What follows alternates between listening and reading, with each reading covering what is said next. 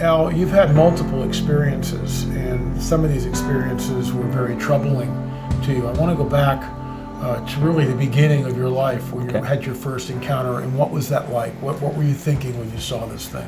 I was just a young guy. I was out on a hockey rink in Ottawa, middle of winter, with my twin brother and probably about 8 other kids. Beautiful sunny day, not a cloud in the sky. And one of the guys looks up and says, "What's that?" We all stopped and looked up. We saw 3 UFOs, that's what we even called them back then, hovering in formation, like a triangle. The sun was beaming off these things. We looked at them and we're all like mesmerized, going, "What are those?" And all of a sudden, they moved like that in the sky, just darted and then stopped again.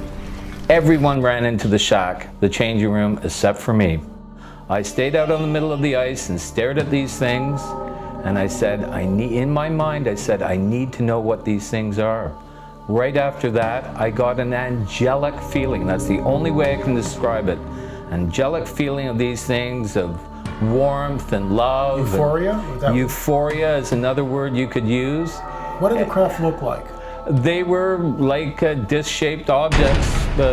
They were all exactly the same size, no sound, silver with dull silver, bright silver? Bright silver with the sun just beaming off these things, and no sound. It was very spooky. Never seen anything like that. How close were they to you? I would say a mile away, because this pollution plant where they were hovering over was a mile away from the rink. Okay, and they were right over that? Hovering right over, maybe 100 feet up. Okay, yeah. Wow. Pretty crazy. Now, this was the first of many experiences that would follow that. That's correct. And I want to sort of cut to the chase here. There was one incident, and it had to do with this woman who basically changed her appearance right in front of you. Tell us about that. That was mind-blowing. That was in 2008, September. I'll always remember that. I was working for Williams Moving and Storage for their overseas division. We had a container coming in from Kuwait. The lady's name was Diane Kelly. I met her with one of my employees. I brought him along to give a hand. He had heard all my stories. And he didn't diss me. He said, you know, I've heard strange stuff like this. My parents know about it. He didn't make fun of me or anything like that. And anyway, we met this woman. She showed up in her car. I said, "Hi, I'm Al. This is so-and-so. We're here to unload your Canadian container. Welcome to Canada." Shook her hand, and I noticed she was a very pretty lady, well-dressed. She was wearing the weirdest glasses I've ever seen in my life. They were just like off the charts. I'm like, How so? What did they look like? They were black and wrapped around, so it would cover the side of her eyes so no sun would get in. Okay. So I sort of figured, oh, maybe she has an eye problem or something. Sure. But anyway, we moved on from there. The conversation went this way. I said, for some reason, it was September, the rainy season's coming in Vancouver, and I was just making simple conversation. I said, "Why are you moving from Kuwait? It's so nice over there now, the war's over, and you know, you're coming back here." And she goes, she changed totally. She goes, "There's gonna be another war. And for some reason I said, "Well, don't you believe in a higher power?" I don't know why I said that, but that's what I said. And she looked at me and she goes, "What do you mean, Al? UFOs?" And I'm like, "What?" So out of the blue, she just said that. This. And I said, "What?" And she still has the dark glasses. Yes, that's right. I look at my other guy that's working for me, and he just sort of shrugs his shoulders. He heard her. And I go, "What do you mean by that?" And she goes, "We were supposed to meet. I know that you know." And I go, "Know what?"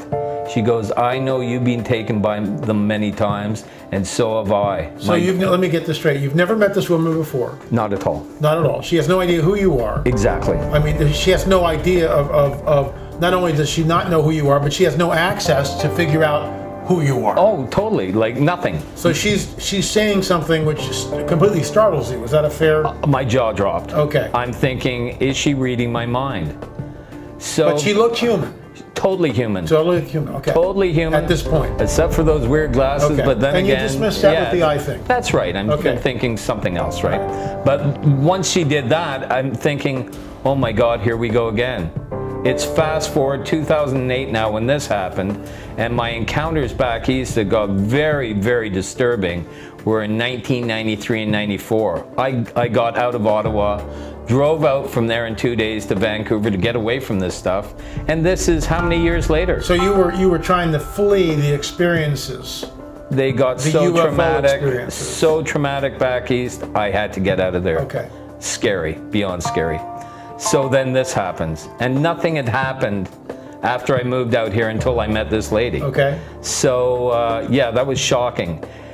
She would do things like in the elevator going up to the floor where we're storing her furniture, she would whisper in my ear and say, "They're listening."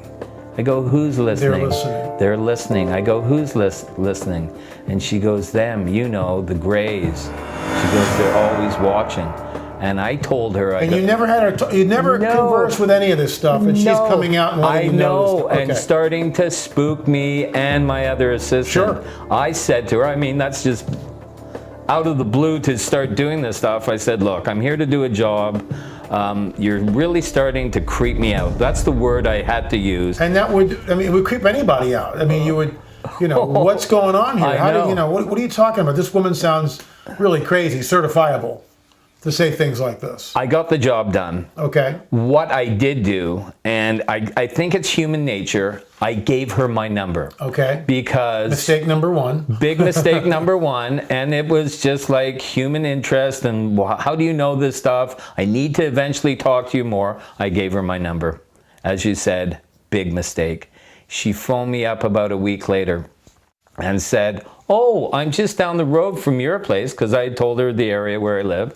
And she goes, "Why don't you come down for a drink after work?" So I said, "Sure." I'm with my buddy, once again, that met her the first time. The same guy. Yes. I Okay. said, "Hey, do you want to come? I'm just going to go home and clean up." And he goes, "Not a chance." He goes, "What are you doing? Stay away from that." I said, "No, I got to find out. Just my intuition. I got to find out more about this." He goes, "No, I'm not going." I went. And that's when the strangest thing ever happened in my life, and I've had some strange things. I walked into their place, I buzzed up, her friend answered the door, it was her apartment, a beautiful two-story condo right on the Fraser River, obviously in BC, and they're both out on the deck, and they have these big, big glasses of wine. Now, did the friend look normal to you? Totally normal. Okay. And she No introduced sunglasses? her. No, just normal. Okay. No sunglasses. She introduced her to me, and I could tell they'd been drinking, and then I knew I'm not passing judgment. They're having some fun. And she introduced her friend. We sat down on the deck. She's still wearing those strange glasses. Their glasses of wine are right in front of me on a table. And out of the corner of my eye, I noticed this massive black fly in her wine glass. And it's almost like it was stuck to the glass. It didn't make sense. It wasn't moving, and I pointed it to her. I said, "Oh, look, there's a big fly in your wine glass. I'll grab some Kleenex and get it for you." She smiled at me and she goes, "No, I'll get it." She put her finger in the wine glass. She didn't crush the fly. The fly stuck to her finger, and she put it towards her mouth and went like this. And I just looked at her and I go, "Holy smokes." I go, "If you're hungry, I can make you a sandwich. Why did you do that?" And she just smiled again. So that's the starting of how strange this got, and it only got stranger. From there, she took off her glasses. She got on top of me while I was sitting in my chair, and she started lifting up my shirt. And I said, "What are you doing?"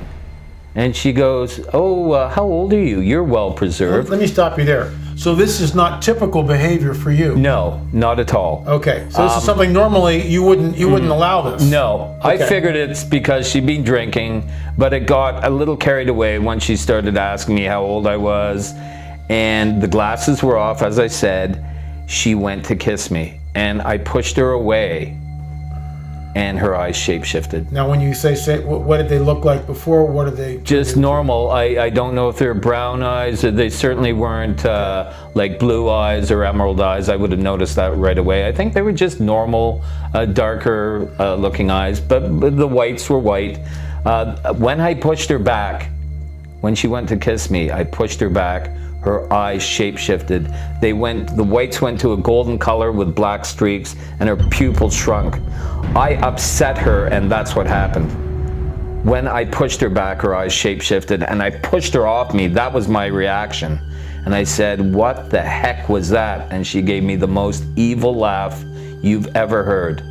And I got the heck out of there. So you ran out of there. I ran out of there, and she was chasing me. I'm not telling you anymore. Did the pupils, were they round pupils or were they Round. serpentine? Round. Okay, round pupils. Yeah. What I would describe her eyes as, it's like a snake eyes or a reptile's eyes. Reptile's eyes. Yeah, with the little black streaks in that. Okay. Yeah, it was absolutely shocking. So you got out of there. Got out of there. And then you came to Gordy Tongs, correct? I talked to a couple of people. Right. My girlfriend first, she said, "What are you doing?" She trusts me.